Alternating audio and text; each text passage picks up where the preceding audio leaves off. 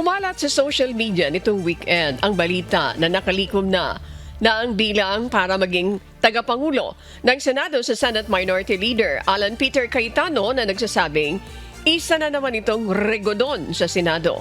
Sa Facebook page ng nagpakilalang Digital News Network na nakabase sa Davao City at Pagadian City, inihayag nito na galing umano ang ulat sa kanilang reliable source. Agad namang naglabas ng pahayag dito ang Senate President Pro Tempore, Panfilo Lacson, upang pabulaanan ng posts na nagsasabing may pagbabago na naman sa pamunuan ng Senado. Ayon kay Senator Ping Lacson, peke ito at may intensyon na manlinlang at manglito.